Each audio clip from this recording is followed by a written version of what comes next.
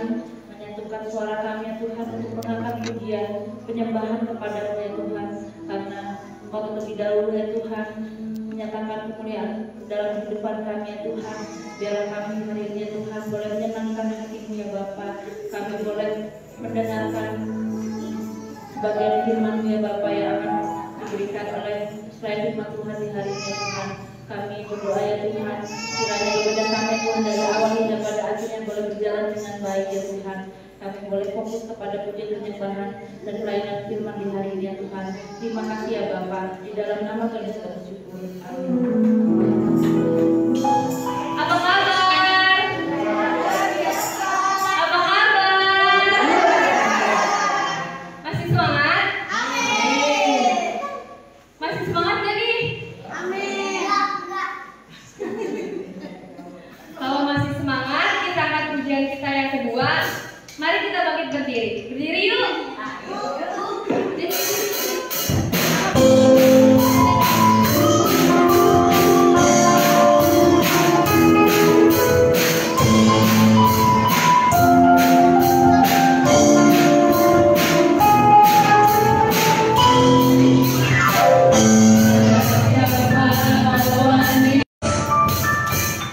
Yeah.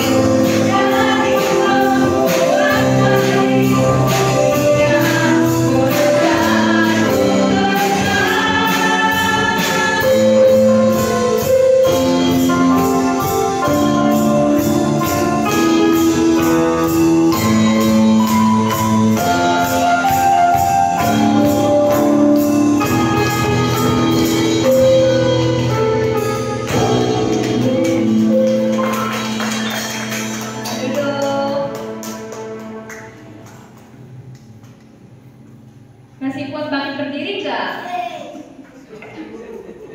Masih kuat bagi berdiri nggak?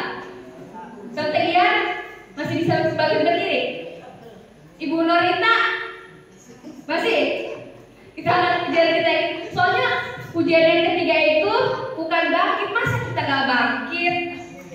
Jadi saya undang semua bangkit berdiri. Berdiri yuk. Oh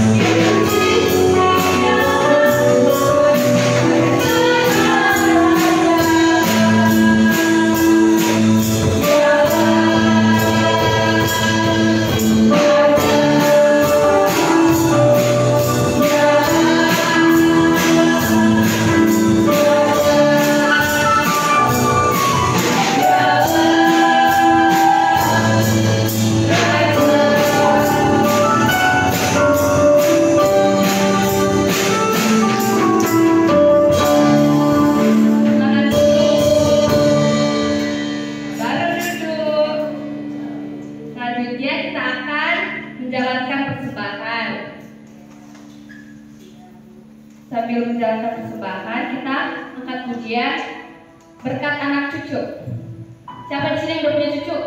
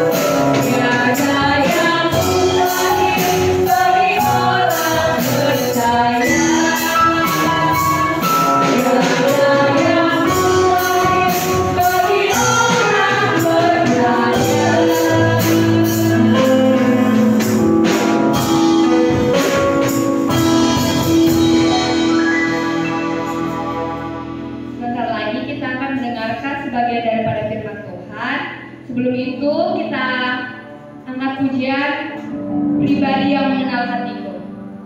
Kan tadi udah duduk, sekarang berdiri lagi yuk.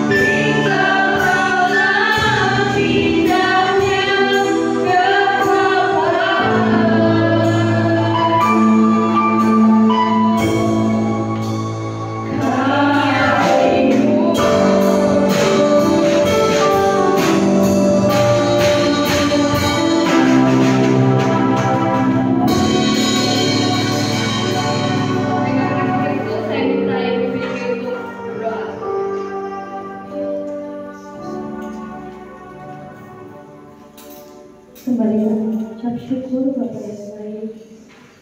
Kami akan mendengarkan sebagian firman. Berkata-kata dari kami yang akan menyampaikan firman Bapa. Jadikanlah firman itu menjadi pedoman untuk kehidupan kami. Bukan hanya kami dengar, melainkan kami akan menjadi pelaku firman itu setiap hari Bapa. Kami telah memberikan persembahan Bapa yang baik. Katilah persembahan yang kami berikan Bapa. Kami telah berdoa Bapa, mengucap syukur dan kami berikan kami. Amin. Selanjutnya saya serahkan kepada Kajen.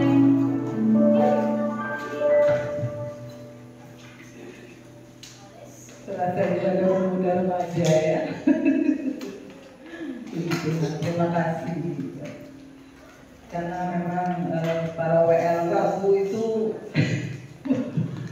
cuma tinggalkan tenok. Jadi saya merekrut para kaum muda ya. Jadi yang masih bisa WL dimohon. Hari ini kita mau berbicara tentang heart. Habis WL langsung bisa bahasa Inggris. Heart, hati. Saudara punya hati? Coba cek, barangkali hatinya ketinggalan di rumah. Hari ini kita mau bicara tentang hati. Sebenarnya harusnya ada tanah ya, cuma saya nggak sempet karena ngurusin kembali. Anggaplah ini adalah pot. Apa saudara? Pot ya. Biasanya pot itu melambangkan bejana. Ya, anggap saja ini bejana hati saya dan saudara. Misalnya ini punya Maria, ini punya Revi. Misal. Nah, hati itu sering dilambangkan dengan tanah. Saudara bayangkan dengan iman ini dalamnya tanah. Ya kelihatan kan? Kosong, prop ya. Ini dalamnya tanah. Ya. Nah, yang satu tanah yang subur, yang satu tanah yang keras, karena di atasnya udah ada semen. Ya, Pak Jaya tiba-tiba tidak sengaja menjatuhkan semen ke pot yang satu ini. Biasanya kalau menjatuhkan semen jadi keras atau lembek? Keras ya. Nah, biasanya benih itu dilambangkan dengan firman Tuhan. Nah, pot ini saya naburi dengan benih. Ya, misalnya ini tanah yang subur, satu lagi tanah yang ada semen. Ini yang subur, ini yang ada semen. Bapak Ibu Saudara lah, peloknya udah hilang. Yang mana yang tumbuh dengan baik? Kanan atau kiri? Saya, kanan, kiri. Yang kanan ya. Yang ini karena di atasnya semen tidak bertumbuh, jadi keras. Saudara punya hati yang keras? Pasti jawabannya enggak. Mari kita cek dengan firman Tuhan malam hari ini. Ternyata hati itu bisa keras. Hati jasmani bisa keras loh. Namanya itu nama penyakitnya sirosis. Benar Bunda? Penyakit hati yang mengeras namanya sirosis. Ya. Itu penyebabnya adalah sirosis itu tadi saya cari di Google. Kerusakan hati jangka panjang, ya, yang menghasilkan jaringan parut, enggak ngerti, membuat hati menjadi mengeras. Ternyata ada penyakit yang namanya sirosis atau hati itu bisa jadi keras. Penyebabnya ya ini ada infeksi kronis seperti hepatitis C, atau mungkin karena mengkonsumsi alkohol secara berlebihan bisa menyebabkan Revi, kamu minum alkohol? Kemudian di sini dicatat obesitas, ya, bisa juga menyebabkan penumpukan lemak di hati. Hati obesitas. Kemudian paparan senyawa kimia beracun, ya, itu bisa menyebabkan hati mengeras. Atau penggunaan obat-obatan tertentu secara berlebihan bisa membuat hati menjadi keras. Hati. Ya, itu secara jasmani ya. Nah, secara rohani tentu ada hati yang lembut, ada hati yang keras. Bapak Jaya termasuk punya hati yang keras apa lembut? Abu Fitri gimana hatinya Pak Jaya setelah udah menikah berapa bulan nih? 1 bulan. Gimana menurut pendapat istri tercinta tentang hati Bapak seorang Bapak Jaya? Luar biasa. Luar biasa apa yang dulu nih? Hah? Baik. Saya dengar dari Bu Fitri Pak Jaya itu rajin. Bener. Rajin. Rajinan Pak Jaya daripada Bu Fitri katanya. Suka beberes rumah. Aduh, sekali-kali beberes paspori sama gereja ya Pak. Katanya rapi, semua ditata, puji Tuhan ya. Berarti Bu Fitri tidak salah memilih. Ada sisi kebaikannya ya. Kita seimbang aja hidup ini. Nah, mengapa? Nah, secara rohani ya, ciri-ciri orang yang hatinya lembut.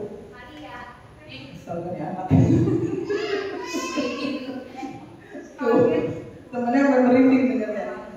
Orang yang hatinya lembut seperti pot tadi yang di sebelah kanan itu biasanya orangnya itu menghasilkan buah-buah pertobatan, gampang mengampuni, tidak mudah iri hati, kemudian orang senang dekat sama orang itu kalau hatinya lembut ya. Misalnya ada perubahan, seseorang yang tadinya hatinya keras jadi lembut, ada perubahan. Dulunya suka ngambek, suka pundung, suka apa lagi? Berubah. Sekarang lebih sabar, sekarang lebih legowo jadi orang, memiliki hati yang seluas samudra. Misalnya dulu kalian suka marah-marah, sekarang setelah berubah,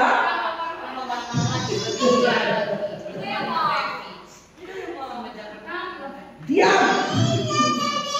Ya, banyak orang yang senang dekat-dekat orang yang hatinya lembut.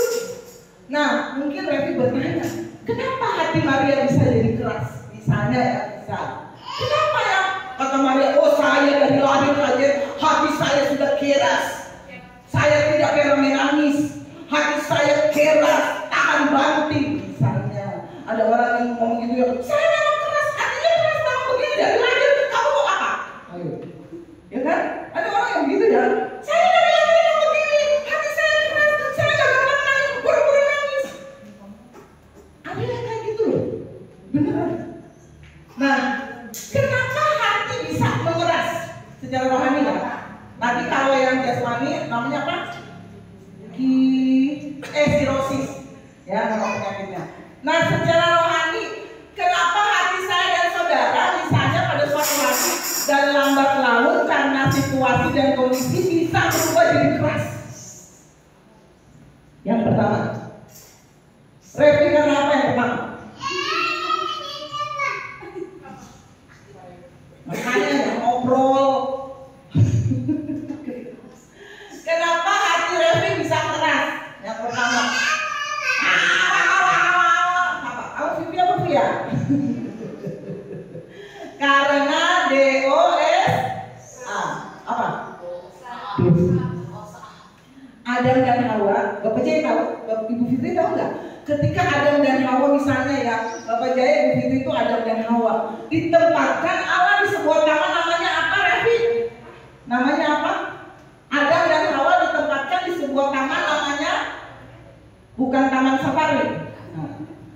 Nah, karena Allah berfirman, ini Allahnya orang Batak, beranak cuculah kau kalian berdua, ya, penuhi bumi, itu kan di Kejadian awal-awal, beranak cuculah penuhi bumi, kuasailah, kuasai. Ternyata ada satu dosa, ya, si ular menggoda Ibu Fitri, pura-pura jadi Hawa.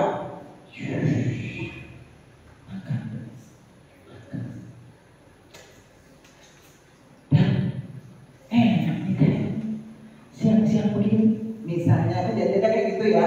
Ini di hiperbola, personifikasi dan metafora. Dimakanlah sama Hawa. Dan enak loh, gitu kan ceritanya. Nah, makanlah mereka berdua, tiba-tiba datang Allah.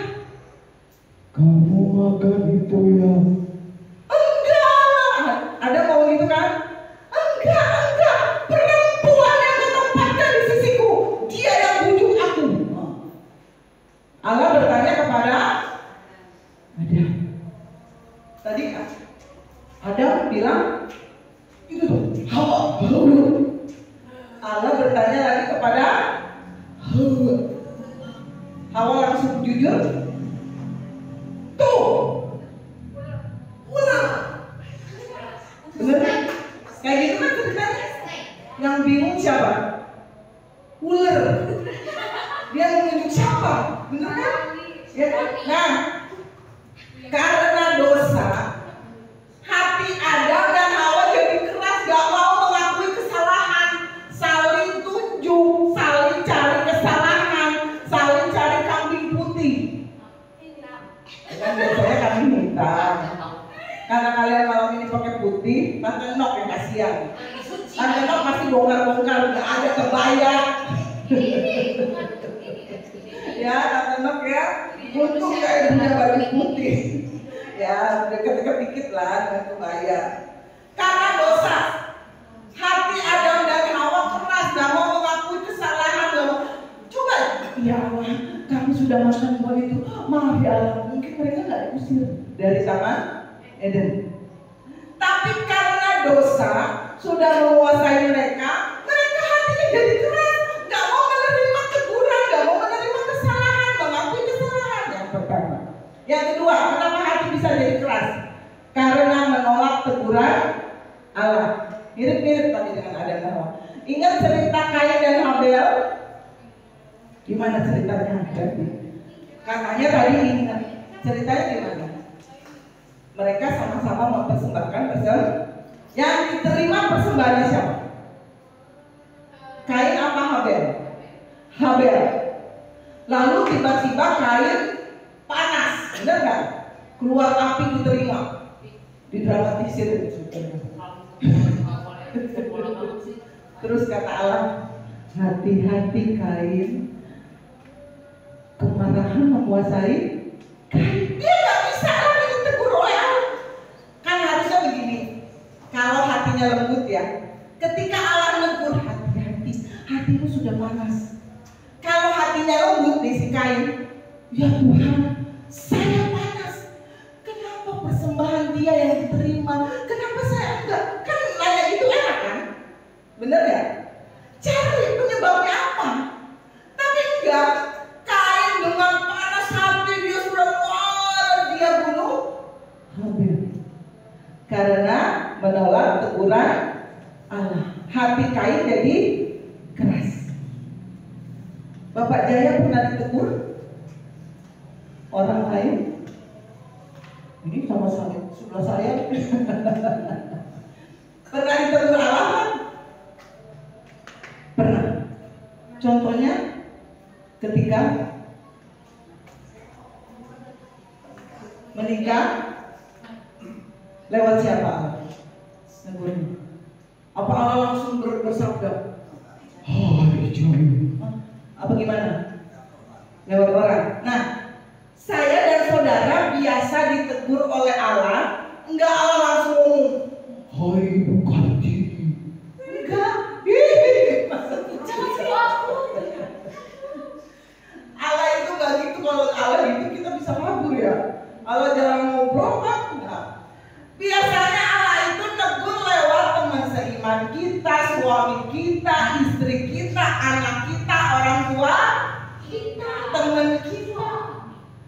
Misalnya, yang mereka bosan.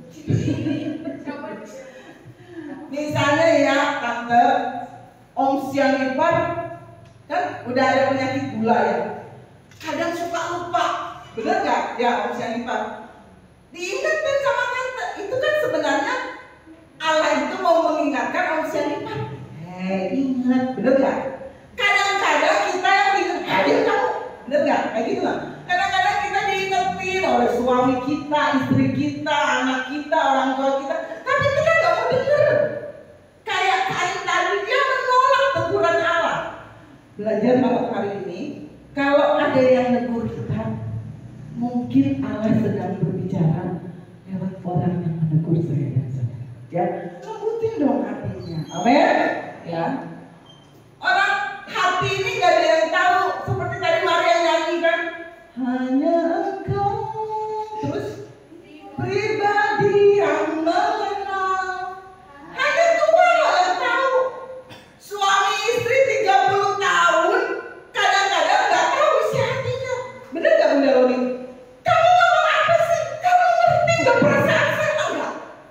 30 tahun menikah misalnya, nggak saling tahu isi hati, karena hanya Tuhan yang tahu seluruh kedalaman isi hati saya dan saudara. Mau dia suami istri sudah 50 tahun, kadang-kadang kita nggak tahu kedalaman hati pasangan kita. Amen. Ya, nggak bisa. Itu yang kedua. Yang ketiga, hati bisa keras karena ketidakpuasan dan ketidakpercayaan. Contohnya, bangsa Israel dipimpin oleh Allah lewat Musa keluar dari Mesir. Perbudakan mereka bertahun-tahun minta sama Allah, Allah keluarkan kami dari perbudakan ini. Udah didengar sama Allah ya. Mereka keluar dijanjikan negeri Kanaan yang berlimpah susu dan madunya. Di tengah perjalanan mereka bersyukur apa bersungut-sungut? Bersungut-sungut. Aduh panas, aduh haus, aduh lapar. Sama Tuhan dikirim tiang awan. Ketika panas terik ada tiang awan. AC alami buat bangsa Israel. Ketika malam mereka kedinginan ada tiang api. Mereka nggak kedinginan, ada heater, ada pemanas. Bayangin loh, zaman dulu kurang keren apa Allah bagi bangsa Israel. Minta kargo dikirim mana, dikirim burung apa namanya? Puyuh, merpati, burung apapun lah. Ya, kurang apa coba Allah sayangnya sama bangsa Israel, tapi tetap aja tidak ada ketidakpuasan dan ketidakpercayaan. Mujizat mereka lihat, laut terbelah, dari pegunungan keluar air. Bayangin loh, bangsa Israel sudah begitu dispesialkan oleh Allah, tapi tetap aja mereka bersungut-sungut sama Musa. Aduh gimana itu, bawa putih di Mesir enak banget Musa. Begitu loh, bangsa Israel. Itu yang berapa ya? 3. Yang keempat, kenapa hati bisa keras? Kesombongan dan kekuasaan. Kalau ingat bangsa Israel, ingat Fir'aun, ya. Fir'aun ketika dia mau melepas bangsa Israel nggak terima, makanya dikirim Allah tulah pertama, tetap keras. Kirim tulah kedua, tetap hati Fir'aun keras. Dikirim tulah ketiga, keempat, kelima, keenam sampai ke 10. Bayangin di Indonesia cuma 1, 2, 3. Di Mesir 1, 2, 3, 4, 5, 6, 7, 8, 9, 10. Bayangin ya. Fir'aun keras hatinya karena dia sombong, karena dia punya kekuasaan. Hati-hati saudara, kalau sombong dan punya kekuasaan, hatinya bisa keras. Gak mau dengerin teguran, gak mau terima pendapat orang lain. Yang berikutnya, beragama mungkin, tapi gak punya kasih. Ya, agama saya gak boleh disentuh. Itu namanya agamawi. Ya, menjalankan agama, tapi gak punya kasih. Di gereja rohani sih, pemimpin, WL misalnya. Tapi di rumah kalau udah marah, iblis kalah loh. Ada nggak? Oh di sini nggak ada. Di gereja orang kota besar itu banyak. Ada nggak? Habis pimpin ujian misalnya, rohani banget, restoran sampai rumah, goblok mana ya? Maaf ya. Tapi banyak terjadi kayak gitu. Bener nggak? Kalau marahin pembantu, iblis kalah loh. Tapi kalau di gereja angkat-angkat tangan, nangis-nangis, ada kayak gitu. Hatinya keras.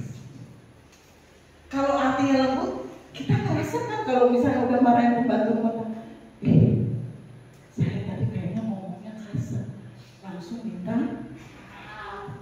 Bener nggak? Tapi kalau hatinya keras, baru-baru minta maaf, besoknya dipecat. Karena ngomong pembantunya. Ya, agama tanpa kasih, hati-hati saudara. Pelayanan sih pelayanan, tapi dosa jalan terus. Tapi yang berikutnya, kenapa hati bisa keras?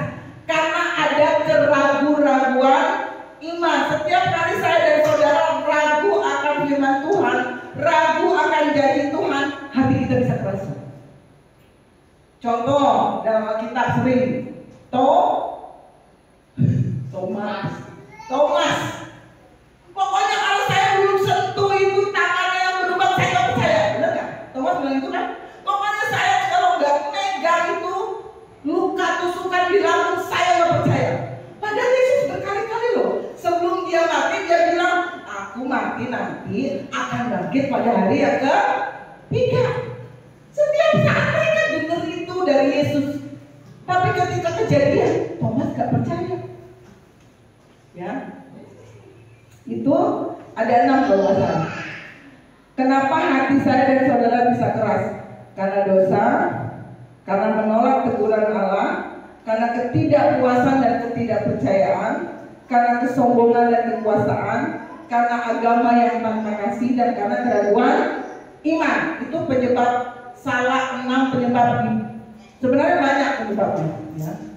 Kalau mau dibahas sampai 1000-an. Berikutnya, 3 jenis hati yang keras. Saudara tinggal pilih, saudara ada di jenis yang mana. Tapi saya percaya malam hari ini tidak ada jenis-jenis ini, tidak ada di dalam kehidupan Bapak Ibu Saudara di Tuhan. Yang pertama, hati yang mati keras. Kadang-kadang kita rajin ke gereja, rajin pelayanan, tapi nggak punya kasih sama saudara seiman, nggak punya kasih sama saudara sendiri, nggak punya kepekaan misalnya. Ya. Kayak Imam Eli kalau zaman sekarang seorang pendeta, dia membiarkan anak-anaknya hidupnya bejat, anak-anaknya hidupnya sudah, kalau zaman sekarang itu sudah merusak pekerjaan Tuhan. Daging-daging persembahan diambil dulu sama anak-anak Imam Eli. Itu wanita misalnya ada singer, ada apa, dipacarin sama anak-anak Imam Eli. Tapi Imam Eli diam aja. Kayak apa ya, nggak peka loh. Kan kalau kita normal ya, artinya kalau yang normal, lihat anak-anak kayak gitu didisiplinkan kan, dididik. Tapi tidak ada ayat yang mencatat kalau Imam Eli mendidik anak-anaknya. Nggak ada. Hati-hati. Jangan hati kita mati rasa. Lihat kesalahan, lihat dosa, dan biarin aja. Udah. Jangan ya. Kita harus punya kepekaan, kasihan sama orang yang berdosa, yang istilahnya keluar jalur. Kayak saudara ingat cerita tentang, coba Lukas 10 ayat 33, tentang orang Lewi, imam, dan orang Samaria. Coba Lukas 10 ayat 33.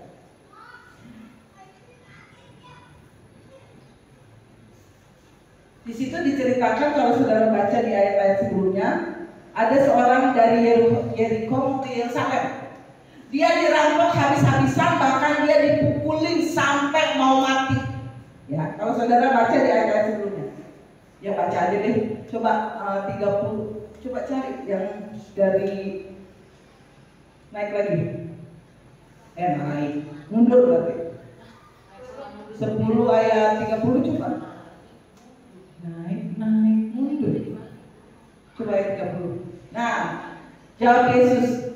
Ada seorang yang turun dari Yerusalem ke Yeriko, ia jatuh ke tangan penyamun, perampok kalau zaman sekarang, yang bukan saja merampoknya habis-habisan, tetapi juga memukulnya, dan sesudah itu pergi meninggalkannya setengah mati. Dia hampir mati. 31.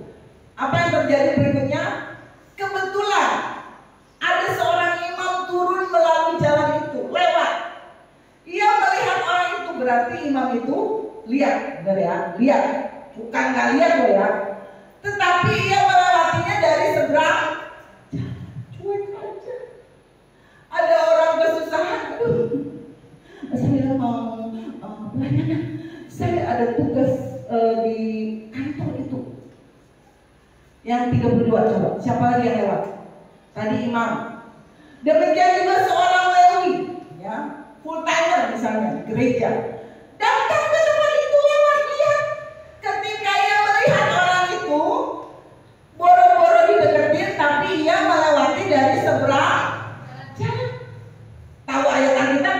kalau seorang Lewi?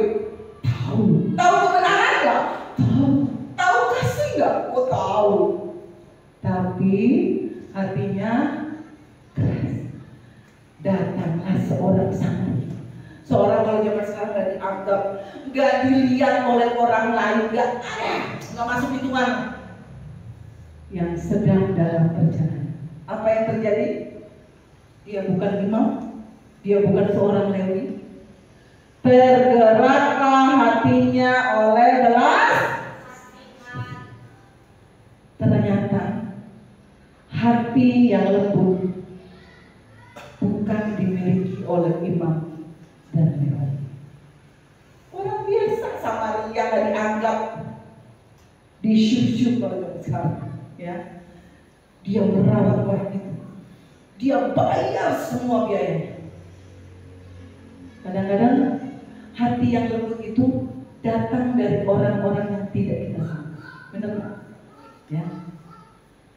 Tapi saya percaya semua orang yang ada di tempat ini malam ini punya hati yang lembut.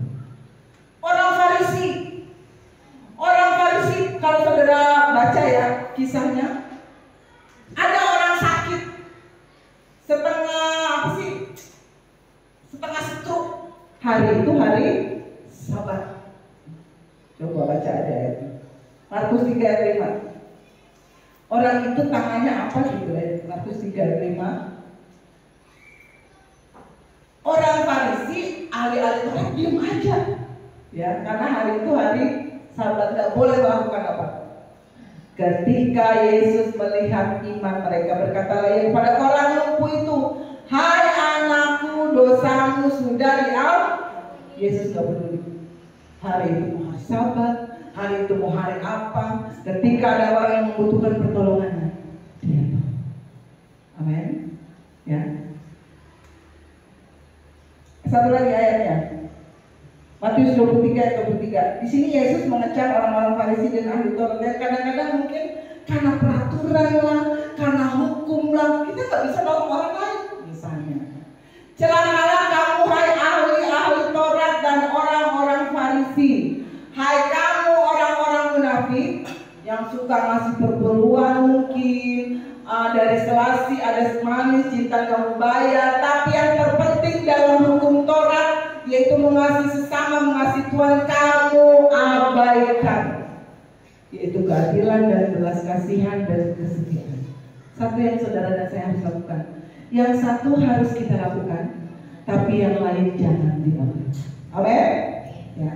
Yang satu harus kita kerjakan, tapi perintah yang lain harus juga jangan diabaikan.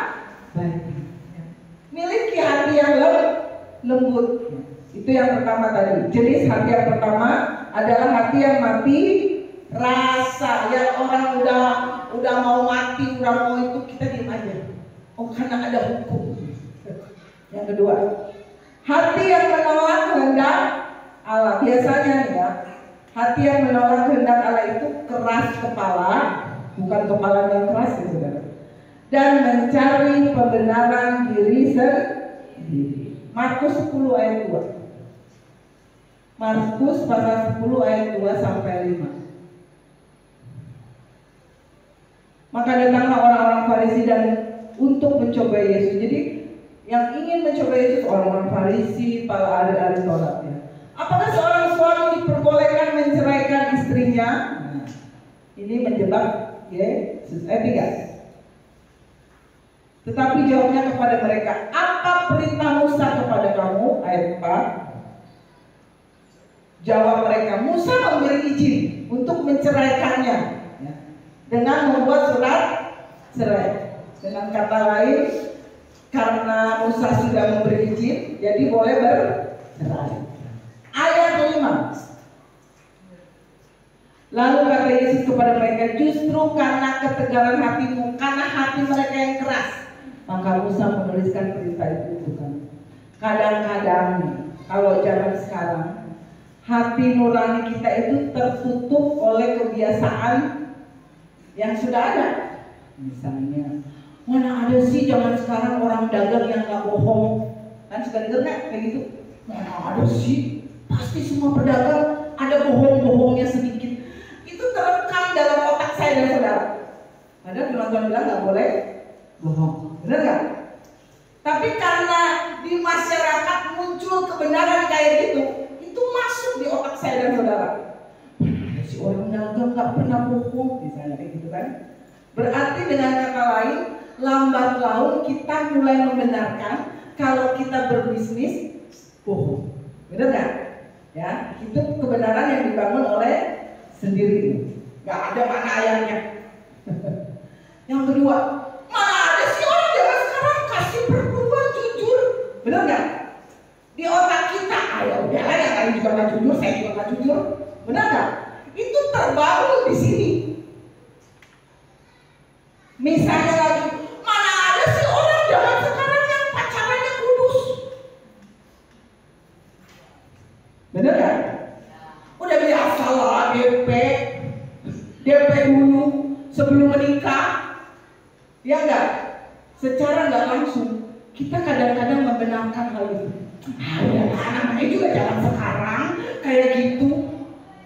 Saudara cinta-cinta dikit ya, bener gak? Tapi mau nggak saya dan saudara, itu sama anak muda ya, mau nggak nanti kalian kalau pacaran kudus? Di antara pemikiran kebenaran yang dibangun oleh manusia, bahwa nggak apa-apa ya pacaran, acung-acung dikit, nggak apa-apa lah check-in sebentar, bener nggak? Yang terbangun di masyarakat begitu kan? Nggak apa-apa lah namanya anak zaman sekarang. Tapi mau nggak saya dan saudara tetap memegang prinsip kebenaran itu? Memang mungkin nggak banyak yang melakukannya, nggak banyak. Benar nggak? Saya dulu ingat banget sama papi saya dibilang gini. Memang papi saya itu benar-benar apa ya, orang tua yang begitu protektif sama anaknya. Mana mamanya? Jadi saya kalau foto ada cowok yang megang pundak, itu saya langsung dimarahin. Cuma foto doang. Pemikiran kita biasa. Bagi papi saya nggak biasa. Dimarahin saya saudara. Kan biasa ya kalau anak SMA foto pegangan, namanya pegangan orang lagi foto kan, satu dua dilihat sama papi saya, dimarahin loh. Terus dia bilang gini, kamu harus kasih ciuman pertamamu dan terakhirmu sama calon suamimu yang benar-benar jadi suami. Kalau zaman sekarang, benar nggak? Betul, ya kan? Tapi puji Tuhan, ciuman saya cuma papi Dewi yang merasakan. Saya nggak pernah ciuman sama cowok lain. Di mimbar saya ngomong. Ya Exo kan udah bagian dari benar. Jadi kadang-kadang mau nggak kita jadi bagian yang mungkin nggak diperhitungkan lagi di kalangan masyarakat. Ketika orang lain membiarkan, udah biarin aja, namanya anak zaman sekarang. Tapi mau nggak saudara? Walaupun mungkin sedikit, nggak banyak orang yang melakukan itu. Pegang prinsip yang sesuai dengan kebenaran firman Tuhan. Mau saudara anak-anak muda pacaran, mau saudara berbisnis, mau saudara bergaul dengan orang, pegang prinsip firman yang tidak tergoyahkan. Walaupun mungkin yang melakukannya cuma sedikit, karena di antara masyarakat sudah terbangun kadang-kadang, udahlah, misalnya ya, kalian naik motor, ya anak-anak muda, ada lampu merah misalnya di mobil, kosong, tapi merah. Coba, merah ya, tapi gak ada yang lewat. Apa sih kamu? Berhenti. Benar? Pegang terus. Benar ya? Karena orang zaman sekarang merah ya. Gak ada. Benar ya?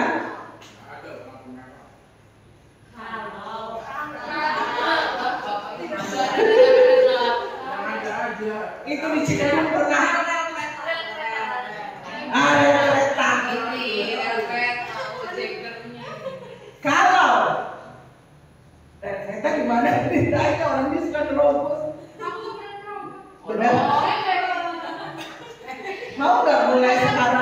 Jangan melopos lagi. Kan berangkatnya udah siap, berangkat sekolahnya udah siap. Bangun lebih pagi sayang. Oh iya. Kalau main ke Aceh Maria kan lewat. Mau nggak? Mau nggak? Melakukan suara hati nurani. Mau nggak? Memang orang lain akan bilang lebih bego banget sih kamu, bener nggak? Itu kosong lewat, bener nggak? Tapi hati nurani suka berbicara jauh di lubuk hati yang paling dalam. Ya, coba mulai sekarang dari hal yang sederhana aja, sederhana. Kayak gitu tuh lewati, pengennya nyebrang, tapi karena itu di sana lampu merah, gak ada yang lewat tuh. Diam, percaya. Dari engkau melakukan mungkin ketaatan yang sederhana, nanti ketaatan yang lebih besar, lebih besar, kita bisa lakukan. Misalnya di gereja taat, gak tidur waktu pembicara di sini berbicara, mantap banget, taat. Susah sih, memang ya. Apalagi kalau malamnya begadang. Tapi ketika saya dan saudara belajar taat, sedikit demi sedikit. Gak mungkin kan kita kalau belajar, orang belajar bahasa Inggris, belajar baca aja. Pasti mulainya dari A, B, benar nggak? Misalnya anak kecil suruh belajar, coba baca kalimat ini, pingsan benar. Pasti kan belajar A, B, A, B, A, C, I, benar nggak? Aca, salah. A, C, I, aca, A, C, I, aca. Orang belajar itu kan kita melakukan firman dari yang sederhana, nggak mungkin kalau untuk menuju ke sana kita pelan-pelan. Taat di lampu merah, taat di tutupan kereta, taat nggak nyontek, taat di gereja nggak main HP, sampai jatuh. Karena yang di sini juga masih komen. Tapi belajarlah dari hal sederhana. Pagi-pagi bangun tidur nggak nyari-nyari kita, tapi nyari sederhana aja dulu. Mau saya besar-besar. Baca firman, ngantuk-ngantuk. Ketaatan yang sederhana membangun saudara untuk taat pada hal yang besar. Amin. Amin. Ya. Hati yang keras, hati yang mati rasa, hati yang menolak kehendak Allah, yang terakhir hati yang sulit percaya. Kayak Thomas tadi, ngomongnya negatif terus misalnya, ya. Mana mungkin, mana bisa, nggak mungkin, benar nggak? Kalau orang hatinya udah keras, mana mungkin nggak bisa. Mau nggak belajar malam hari ini? Saya punya Tuhan besar, pasti bisa. Saya punya Tuhan pembuat mujizat, pasti bisa. Mau nggak kayak gitu belajar? Nah, sedikit-sedikit aja, percaya. Saya hari-hari ini mulai percaya bahwa kesusahan saya sehari cukuplah untuk sehari. Besok masih ada harapan. Dari hari ke sehari aja. Saudara beriman, belajar percaya. Karena itu sulit untuk percaya. Terakhir, bagaimana melembutkan hati yang keras? Terutama minta sama Roh Kudus. Dia akan berikan hati yang baru setiap hari. Ketika kita mungkin hari ini malam ini keras, besok pagi bangun tidur kita nggak keras lagi. Ya, saya mau minta maaf sama Revi. Aduh, saya mau mengampuni Maria misalnya. Ya ampun Tuhan, dari pandangan coba ke depan, pandangan mereka itu menusuk hati loh. Minta Roh Kudus melembutkan hati saya dan saudara. Belajar melayani saudara dengan melayani ya. Misalnya, Maria, kenapa sih kamu sedih terus? Misalnya Maria udah berumah tangga. Aduh, misalnya, jangan mereka terus ya. Saya udah berumah tangga, 3 tahun. Suami saya dibawa aneh-aneh. Perempuannya namanya Ani. Dibawa aneh-aneh. Saudara, dengan melayani Maria, dalam hati itu, aduh syukur ya, suami saya cuma galak doang, tapi gak dibawa aneh-aneh. Bener gak? Iya, ini kan misal ya. Misalnya kajian melayani Maria dengan persoalan suaminya dibawa aneh-aneh. Pulang ke rumah. Nah, ini cuma misal. Oh yes, misal contoh. Ilustrasi. Saya pulang ke rumah bersyukur Om Denny gak dibawa aneh-aneh. Bener gak? Tapi dibawa acak-acak. Ada rasa syukur loh kalau saudara belajar melayani orang. Jadi kita ada ucapan syukur ya. Yang berikutnya, bagaimana melembutkan hati yang keras? Melekat nempel sama Tuhan. Kalau Tuhan parfumnya wangi, saudara dekat-dekat, saudara jadi ikutan wangi. Kalau Yesus punya karakter penuh kasih, saudara dekat sama Yesus, karakter saudara penuh kasih. Jadi nempel. Kalau saudara melekat sama belajar taat sama hal-hal kecil yang tadi saya cerita ya, sedikit aja asal tujuannya tercapai.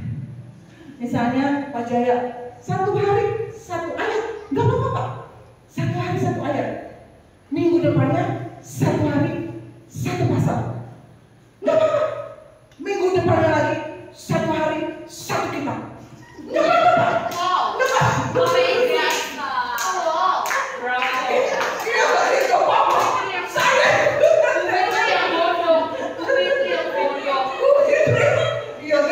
Macam-macam Alkitab digawe hantu. Gak apa-apa ya Pak. Dari hal kecil aja sabar sama Bu Fitri. Cuma biar gitu Pak. Ya sabar aja, belajar sabar. Namanya suami istri baru sebulan lagi.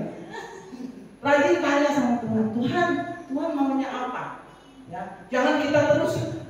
Tuhan saya maunya ini. Tuhan tahun depan saya mau begini. Tuhan besok saya mau begini. Jangan begitu terus. Tanya loh. Saudara pernah nanya nggak sama Tuhan? Tuhan maunya apa? Apa yang harus saya lakukan? Belajar ya, gitu ya. Orang tua tuh biasanya cenderung kayak gitu. Dari anak bayi itu cenderung nyenengin anak. Ingat nggak? Waktu anak-anak kita masih bayi. Mama, tenang banget. Ya nggak? Ketawa. Padahal kita udah kayak orang gila. Orang lain lihat kita kayak orang gila, tapi kita mau menyenangkan anak, bener nggak? Wah, nggak apa-apa, Excel. Kamu harus makan salmon tiap minggu. Biarin mami makan ikan. Ya, orang tua dia begitu. Nggak apa-apa. Kamu orang lain sekolah kuliah di luar negeri. Kamu di luar masa. Dan gitu juga Bapak di surga sama Levi kayak gitu. Langsung nangis ya. Kayak gitu loh, Rep. Kalau yang lain bisa, anak saya Levi di sini pasti bisa. Langsung nangis gitu. Langsung kangen sama adik. Ya.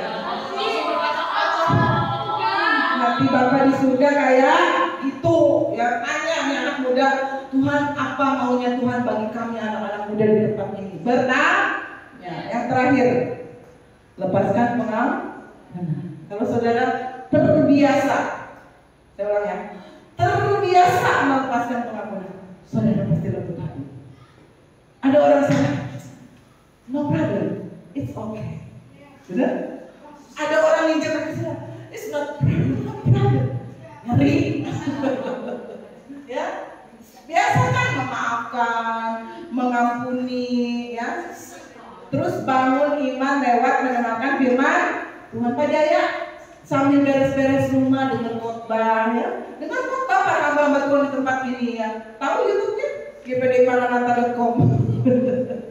Sambil treadmill ya, Ibu Kartini, Ibu Alit dan ibu-ibu yang lain sini sambil beberes rumah dengar firman. Supaya apa? Iman timbul dari pendengaran. saudara akan terbangun terus imannya. Ya, sambil masak, ibu ya, nengok, iso orang iso, kudu iso, iso orang iso sambil masak memuji Tuhan, sambil olahraga, sambil kerja, sambil jaga anak, dengar firman memuji Tuhan. Ayat terakhir, Amsal 4 ayat 23. Sudah apa dong? Amsal 4 ayat 23.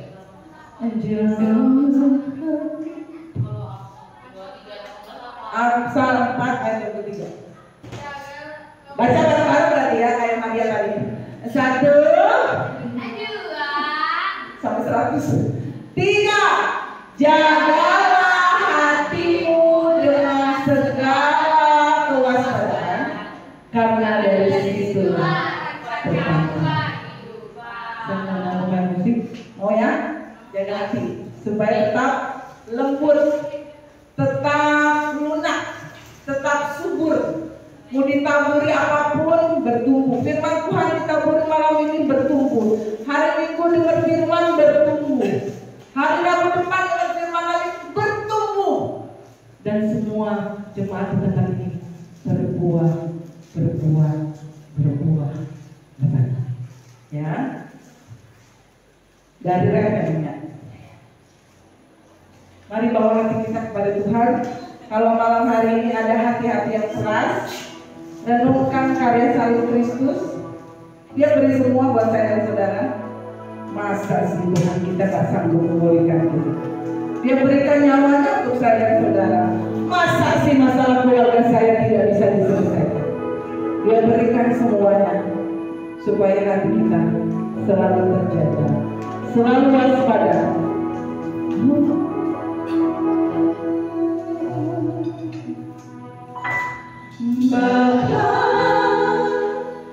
Sentuh hatiku, ubah hidupku menjadi apa, saudara? Menjadi aman, bagai emas yang murni.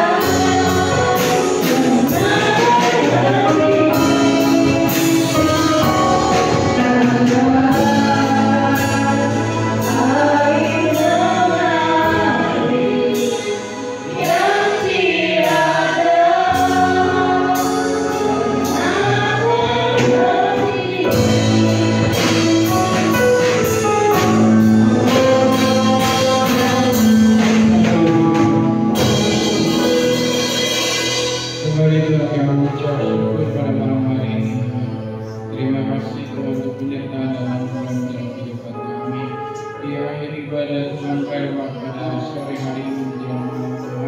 Kami sudah menaikkan pujian kami. Biarlah kiranya Tuhan pujian kami berkenan di hadirat-Mu ya Bapa, berkenan di hati-Mu Tuhan. Itulah ada kerinduan kami untuk selalu menyembah Engkau, selalu Tuhan rindu memuji nama-Mu ya Bapa. Bahkan kebenaran firman-Mu sudah disampaikan Tuhan. Biarlah tertera di dalam hati kami Tuhan, dimataikan dengan Roh Kudus-Mu, menjadi kekuatan bagi Tuhan rohani kami. Kami menjadi pelaku firman-Mu Tuhan di dalam kehidupan kami. Kami punya hati yang baik, hati yang menerima Tuhan keberadaan Tuhan, dan menjadi Tuhan berkat dimanapun kami berada. Terutama untuk setiap Tuhan kaum wanita di tempat ini Tuhan, berikan senantiasa Tuhan Roh Kudus-Mu Tuhan, ibadah Tuhan kepadamu Tuhan. Biar terus menjadi pendoa syafaat, menjadi penolong Tuhan di dalam keluarga Tuhan. Berikan mereka kekuatan senantiasa ya Bapa. Terima kasih Yesus, terima kasih Tuhan. Apapun pergumulan, permasalahan yang dihadapi setiap kaum wanita di tempat ini ya Bapa, kami percaya Tuhan Engkau Allah kami yang dahsyat, Engkau Allah yang hidup Tuhan. Engkau memberikan kami Tuhan jalan keluar. Engkau adalah harapan kami Tuhan.